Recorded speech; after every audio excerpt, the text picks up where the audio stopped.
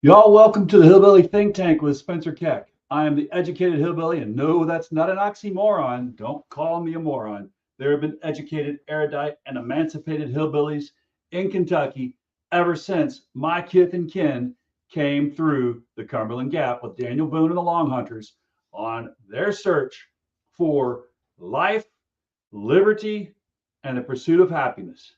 And that search, that quest, still alive today. So I'm Spencer Keck, retired Navy doc, combat veteran, and candidate for magistrate on the Hardin County Fiscal Court, District 3, here in Hardin County, Kentucky. I'm also a public school teacher. And I'll tell you up front, today's episode is personal, right down to the marrow. And don't forget, today is the 250th anniversary. Actually, it's even longer than that, but yeah, 250th anniversary of when the Declaration of Independence was read aloud for the first time to the public. So those words, life, liberty, and the pursuit of happiness, written together for the first time, they were heard 250 years ago. So here's where we are. Trump is standing in Ankara, Turkey, at a NATO summit, threatening to cut off trade with Spain, a NATO ally, because they wouldn't rubber stamp his defense spending demands. He's telling the Danish prime minister he still wants Greenland and pulling US troops out of Europe over that issue. He declared the Iran ceasefire over after new strikes flew in both directions. And in the middle of all that, he's praising Turkey and talking about handing them F-35s back. Meanwhile, back home, the Epstein files are still not fully out. The housing bill he said he supported a month ago is sitting unsigned on his desk. Veterans are staring down a bill that dangles new benefits in one hand while quietly cutting tinnitus and sleep apnea compensation with the other. And Mitch McConnell has been in a hospital for over 3 weeks with no real explanation from his own office. We still have troops in the streets, also, if you didn't know that.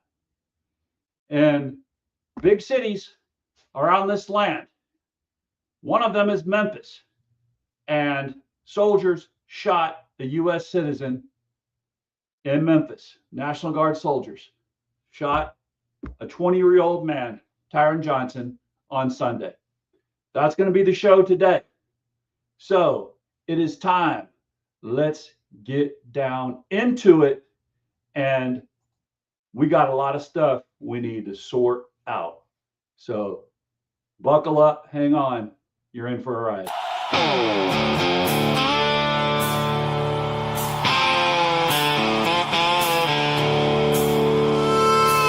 Standing for life, liberty, and the pursuit of happiness. Built upon the shoulders of the Constitution, rule of law, and the animating principle that we are all created equal. I need to hear a hallelujah, though I'm not considered a believer by some. I still believe in the warmth of heaven come. I need the rapture I feel when my feet touch the green, green grass of home. Then I know I have reached the valley of kingdom come.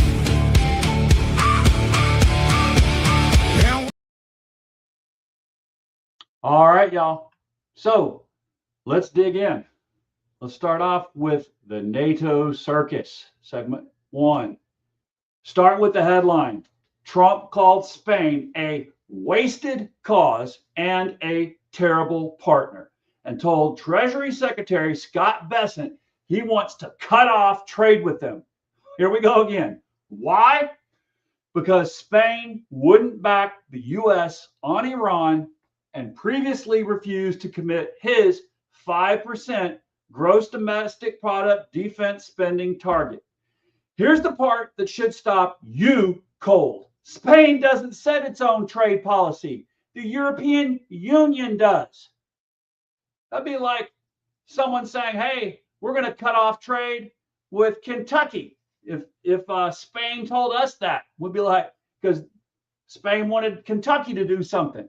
We'd be like, hey, we're a state in many states in a nation.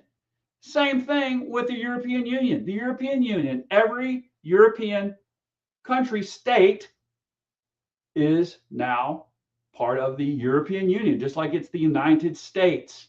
It's the United Europe Union. And apparently, our commander-in-chief does not understand that. So this is either a president who doesn't understand how the European Union works, or one who doesn't care. He's just saying it out loud in front of cameras at a military alliance summit. Then there's Greenland again. Can you believe it?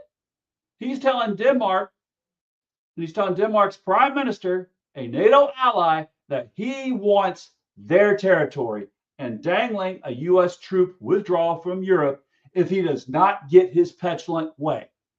Mette Frederiksen's response was about as blunt as diplomacy gets. Greenland is not for sale, and NATO allies need to stick together. And then, almost as an aside, he decided the Iran ceasefire is over. Iran says it hit 85 U.S. sites in Kuwait and Bahrain. CENTCOM says the U.S. hit back at more than 80 targets after Iran attacked commercial vessels in the Strait of Hormuz. Oil prices jumped nearly 6% overnight. This is not a stable moment, and the president is spending his time at the summit picking fights with allies instead. Oh, and Turkey gets the opposite treatment. Sanctions relief, and maybe F-35s back on the table, which Greece and other allies are not thrilled about at all. All right, so here's my take. I need to tell you why the troop withdrawal talks land different for me than it might for some pundit who's never worn the uniform. I was the first hospital corpsman into Afghanistan with the 15th Marine Expeditionary Unit Special Operations capable right after September 11th. I earned my second combat action ribbon on that deployment. Before that, I was in the first Gulf War. I know exactly what it costs to put Americans in harm's way, and exactly what it costs to pull the rug right out from under an alliance mid-fight. You don't threaten to yank troops out of Europe as a bargaining chip over Greenland. Alliances that get built in blood don't get spent just like poker chips. You can call this a lot of things. Deranged is one of them, but strip away the theatrics, and what you actually see is a president who treats alliances like leverage in a business negotiation. Threaten the partner, praise the rival, and see who blinks. The problem is these aren't vendors. They're the backbone of a 76-year-old military alliance in the middle of an actual shooting conflict with Iran. Segment 2. Still no Epstein files. While all that's happening overseas, back home, the promised full release of the Jeff Ep files is still not a reality. A federal judge ordered the Department of Justice to either release more unredacted material by July 2nd or explain in court why it can't. The Department of Justice has said it will appeal. Acting Attorney General Todd Blanche has argued the department already complied with the law, even as it continues withholding millions of pages. This isn't a small technical dispute. The redacted material reportedly includes names and emails discussing underage girls and FBI interview notes tied to an uncorroborated allegation involving Trump himself from decades ago. Whatever you think the truth turns out to be, we said we'd release it all and then didn't, is its own story. Now, I didn't spend 24 years in the Navy and another stretch working for the VA and for USCIS to come home and shrug at a government that says one thing and does another. I believe the Constitution is the highest law of the land, full stop. Rule of ethical law, that isn't a slogan for me. It's the standard I held myself to in uniform and the standard I held federal agencies to when I worked right inside two of them. A court orders disclosure, and the department's answer is, we'll appeal? That's not how rule of law is supposed to work for a president or for anybody else. Segment 3, affordability and the housing bill he won't sign. Now here's one that should make people furious regardless of party. Congress actually did something. The 21st Century Road, ROAD, to Housing Act passed the Senate 85-5 and the House 358-32. That's about as bipartisan as it gets in this Congress. It's aimed at housing supply, cutting red tape, funding for manufactured housing, limits on institutional investors buying up single-family homes. Trump was supposed to sign it. He canceled the signing less than 2 hours before it was scheduled, saying he wants the Save America Act, a voter ID bill, passed first. He called the housing bill of minor importance compared to that. The housing bill becomes law without his signature after 10 days anyway.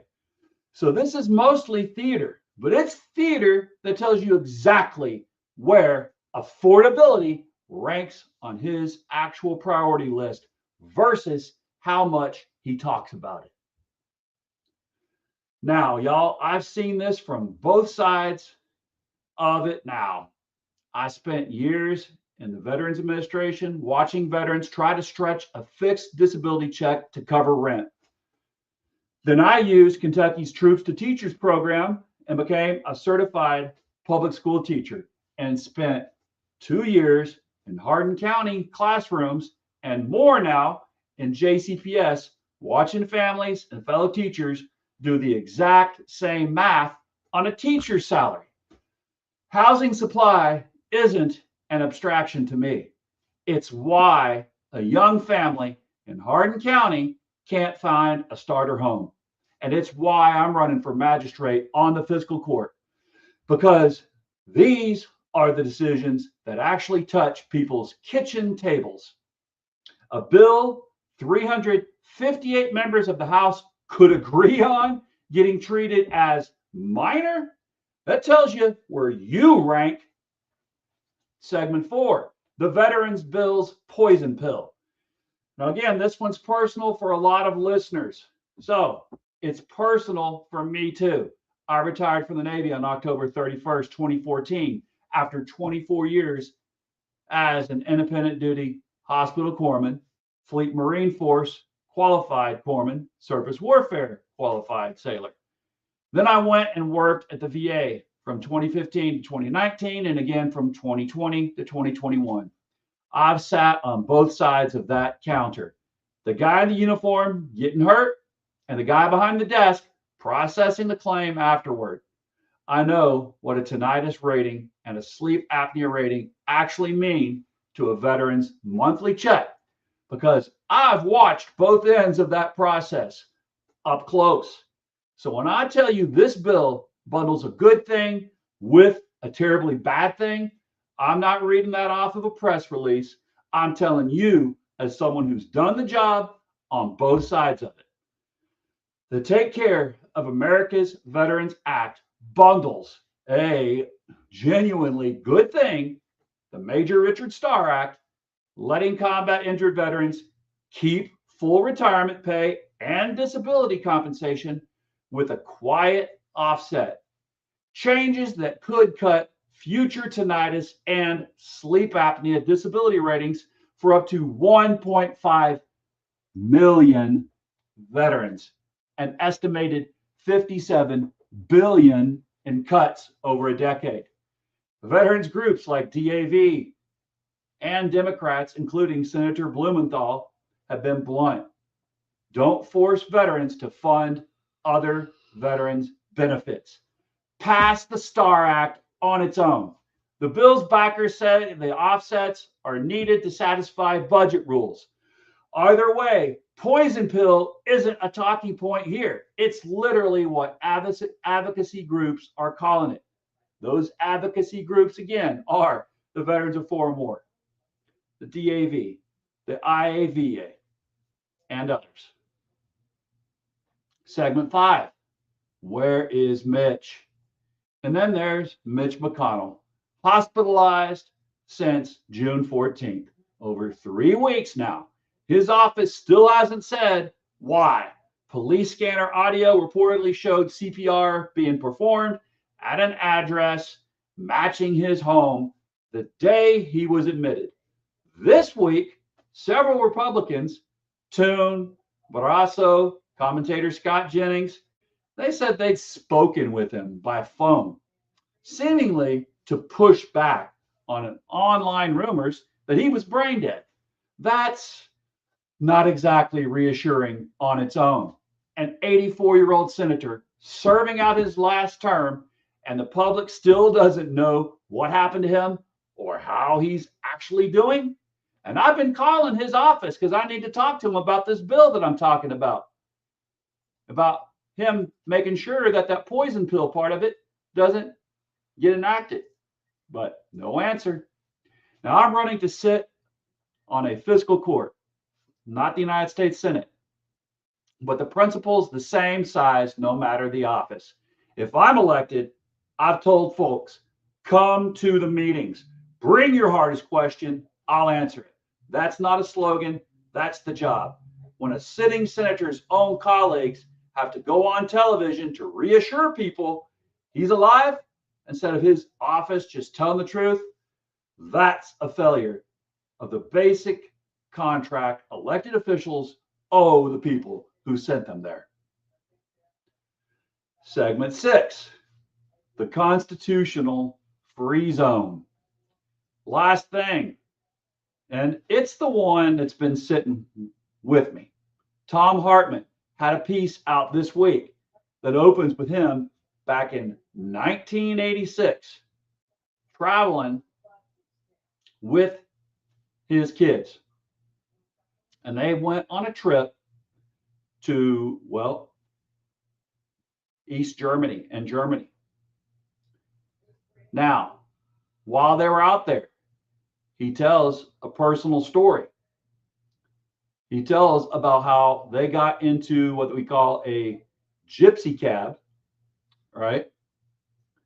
And in that gypsy cab, they were crossing into East Berlin with his teenage daughter, 1986, getting picked up by that young gypsy cab driver named Torsten, who spent the whole ride coaching them to lie to the Volkspolizei if they got stopped.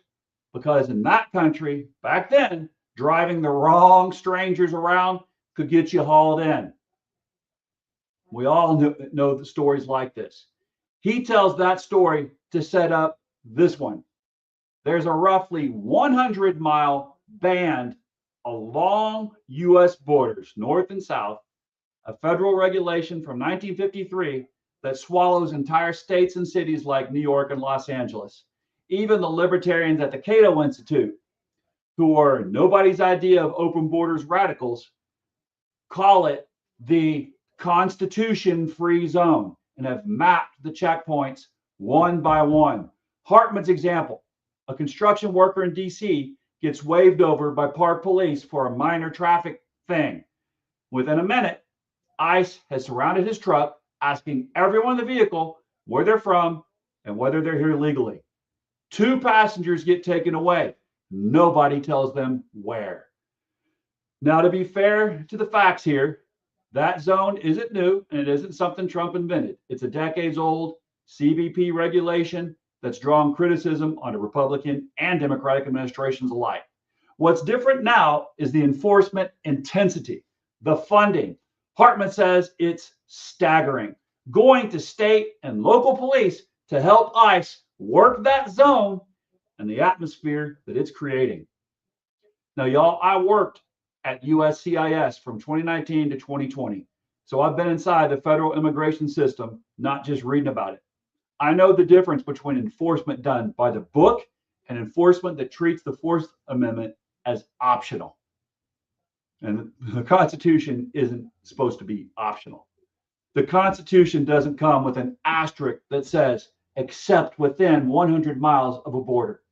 It's the highest law of this land, or it isn't. That's not a partisan statement. That's the oath I took when I joined the Navy in 1990. And it's the same oath that I would take again if Hardin County voters send me to the fiscal court. Now, I also grew up during the Red Scare. Probably plenty of viewers out there did too. We were told as kids and on up into adulthood explicitly that this is what life would look like. Neighbors afraid to talk. People hauled off without explanation. A permanent low hum of, keep quiet. You don't know who's listening. If the Soviets invaded, if the Reds won, it was the entire pitch of my whole childhood. That was supposed to be the thing so unthinkably un-American that we built a whole Cold War posture around preventing just that type of lifestyle. Nobody told us the version where it happens anyway. Not because of an invasion, not because communists took over, but because we elected a man with a documented megalomania problem and gave him the machinery of federal law enforcement to play with. That's the part that should stop everyone, regardless of the party you belong to or don't belong to. The threat we spent 50 years being warned about didn't need a foreign army. It just needed a ballot box and an administration willing to use the tools that were already sitting there waiting. Sunday morning in Memphis, Tennessee, 20-year-old Tyron Johnson was shot by the National Guard. Soldiers do not have body cameras like police should. Tennessee Bureau of Investigation is investigating, TBI, but how will we get the truth when the military can shoot people on civilian streets without body cameras? Y'all, I've been deployed to countries where the military is on civilian streets 24/7. Those places were not places I wanted to take my family to visit. And yet, I take my family to Memphis for vacations all the time. I do not fear crime there. I've had plenty of good times in Memphis, on even Bill Street, with my family, my kids that are underage. And we go there for food and for music and for soccer, for basketball. I don't fear for violent crime there. And yet, our president has had troops in the street helping out ICE and patrolling with the police, supposedly, and without the police, since last year, the same time that everything's been going on in Minnesota and Chicago. So that's the split screen. Overseas, threats against allies and a ceasefire falling apart. At home, transparency promises unmet. An affordability bill still sitting unsigned. Veterans getting a bill with strings attached. And a senator's health being managed like a state secret. None of these stories exist in isolation. They're all symptoms of the same thing. A government that talks about the public's business as if it belongs to somebody else. Now, y'all, I spent my whole adult life, Navy, VA, USCIS, public classroom, and now this campaign, believing in the same three things: life, liberty, and the pursuit of happiness aren't just words in a document. We're all created equal under it. And the Constitution is the highest law of the land, full stop. Nothing I read this week honored any of that. That's why I'm running for magistrate, and that's why this episode was personal, right down to the marrow. Now, in honor of the fact that this is the day in history when at 6 p.m. Eastern Time, folks got to hear the Declaration of Independence read aloud on public squares across the 13 colonies. I'm going to read a portion that I read aloud tonight at the Hardin County State Fair. Both Democrats and Republicans together, we read this aloud right in front of our booths at the State Fair. I'm going to read the section that I read because you could read this exactly as a news commentary from our nation today. So buckle up, get your hearing aids turned up to where you can hear exactly what I'm saying, because it still has meaning today. This is part of the Declaration of Independence. We're about 5-6 pages in, but here we go. This is a part of it. You probably have never heard this unless you had a good teacher in school. We're talking about the King of England and why his despotism is so great that we have to break away from that nation, even violently.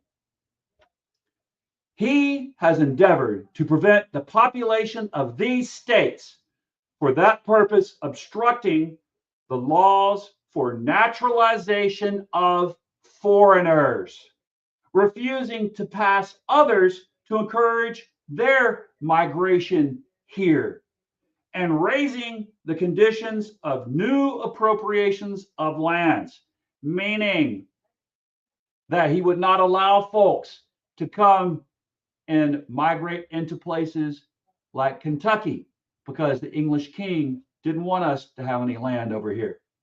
But that's not how our ancestors felt. All right, back to it. He has obstructed the administration of justice by refusing his assent to laws for establishing judiciary powers.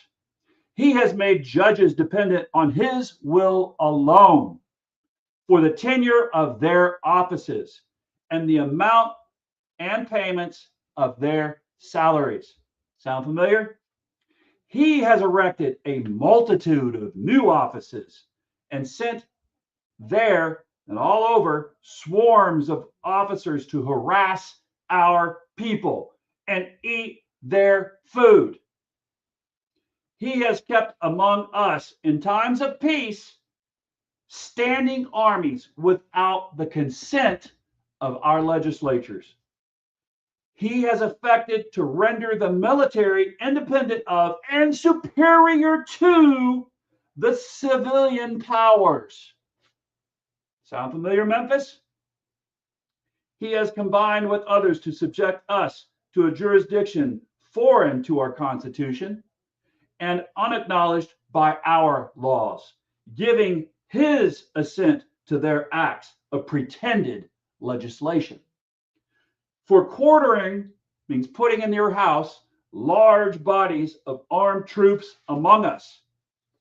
So the king was forcing folks to let the soldiers come live in their house, rape their daughters, and eat their food. For protecting them by a mock trial from punishment for any murders which they should commit on the inhabitants of these states. Sound familiar, Memphis? Sound familiar, Minnesota? For cutting off our trade with all parts of the world. Sound familiar, Spain? And the rest of the U.S., who's going to be losing sales of Kentucky products such as bourbon, soy, and other things to Spain? That's what our person has said he's going to cut off trade with all parts of the world, for imposing taxes on us without our consent, for depriving us, in many cases, of the benefit of trial by jury, for transporting us overseas to be tried for pretended offenses, for abolishing the free system of English laws in a neighboring province, establishing there an arbitrary government, and enlarging its boundaries so as to render it at once an example and fit instrument for introducing the same obsolete rules into these colonies, for taking away our government charters, abolishing our most valuable laws, and altering fundamentally the forms of our governments, for suspending our own legislatures and declaring themselves invested with power to legislate for us in all cases whatsoever. So I read that part tonight. We had it in 7 parts. That was the 5th part. Grab yourself a full copy of the Declaration of Independence. Don't just stop there at that great part that I open with every night, that we hold these principles to be self-evident, that all men are created equal and endowed by their Creator with inalienable rights, and among these is life, liberty, and the pursuit of happiness. No, the Declaration of Independence was much more direct and exact in its denunciation of the tyrannical behavior of the despot king of England and why we had to use violence when they came to stop us, when we had to create our own more perfect government. All right, y'all. I'm Spencer Keck, the educated hillbilly, and this has been the Hillbilly Think Tank. Come to a fiscal court meeting. Bring your hardest question. Whether I earn your vote or not, together we'll find an answer for it. I'll see you there. Keep thinking deeply, and remember, in Kentucky, united we stand and divided we fall. Y'all, it isn't just words on a flag. It's the glue that holds us together. Because if we love our neighbors as ourselves and recognize that, yes, we are our brother's keeper and our sister's keeper, then we cannot be divided and we will not fall. Remember everyone deployed overseas, and bless your corazón. That's Spanish for heart. I'm hoping you're having a great week. Come on out and see me at the Hardin County State Fair. I'll be there from 5 to 8:30 or 9 tomorrow. Love to see you. And get out, get active, get involved. This is your nation. It's not anyone else's, no matter what they might try to tell us. It is ours alone.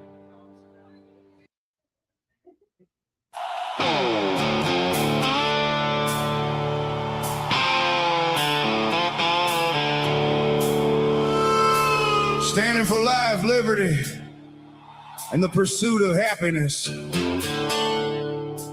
Built upon the shoulders of the Constitution, rule of law, and the animating principle that we are all created equal. I need to hear a hallelujah, though I'm not considered a believer by some. I still believe in the warmth of heaven come. I need the rapture I feel when my feet touch the green, green grass of home. Then I know I have reached the valley of kingdom come. And when I reach that valley, I need to see you there. Because we don't need a kingdom, we only need free air. We don't seek a king, we seek the brotherhood of man. And we won't fight for bondage, as we need no king or woman. We will stand undivided, because we will raise the fallen. Now I need to hear a hallelujah.